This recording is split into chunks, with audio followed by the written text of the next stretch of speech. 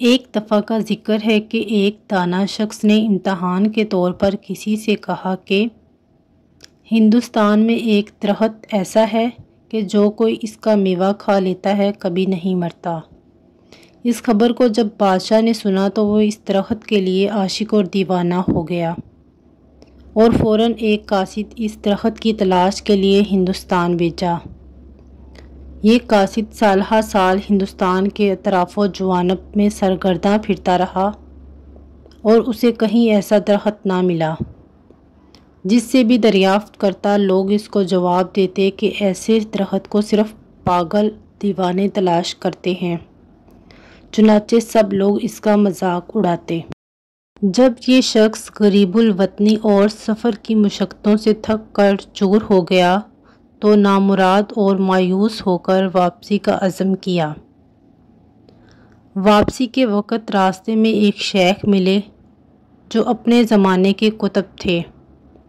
جس مقام پر یہ شخص نادم اور مایوس ہو کر واپسی کا عزم کر رہا تھا وہیں ایک بڑے قطب بے وقت اور صاحب کرم بزرگ رہتے تھے۔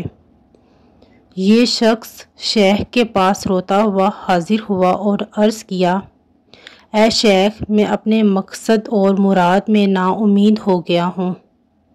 یہ آپ کی مہربانی کا وقت ہے، آپ میرے ساتھ تعاون فرمائیں۔ شیخ نے دریافت کیا کہ تمہاری نامرادی کیا ہے اور تیرا مقصد کیا ہے؟ اس نے عرض کیا کہ میرے بادشاہ نے مجھے یہ کام سپرد کیا تھا کہ میں ایسے درخت کو معلوم کر لوں جو ہندوستان کے اطراف میں پایا جاتا ہے، جس کا میوہ کھا کر آدمی ہمیشہ زندہ رہتا ہے۔ میں نے سالہ سال ڈھونڈا مگر اس کا نشان و پتہ نہ ملا، سوائے اس کے کہ میرا مذاق اڑایا گیا اور مجھے پاگل سمجھا گیا۔ شیخ یہ گفتگو سن کر ہنسا اور اس نے کہا، اے دوست، یہ درخت صرف علم کی نعمت ہے۔ علم سے انسان دائمی زندگی پاتا ہے اور بے علم آدمی مردہ کی طرح ہوتا ہے۔ لیکن یہ بات خوب ذہن نشین رہے کہ علم سے مراد صرف وہی علم ہے جو بندے کو اللہ تعالیٰ تک پہنچا دے، اور جس علم کے ذریعے معاش اور ملازمتیں ملتی ہیں وہ علوم صنعت و حرفت کہلاتے ہیں۔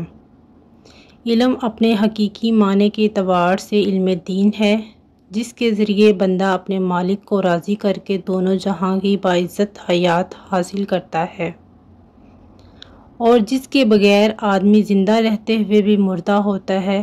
اسی مفہوم کے پیش نظر علم کو آب حیات سے تعبیر کیا گیا ہے، کیونکہ بغیر علم کے خدا کی معرفت ناممکن ہے۔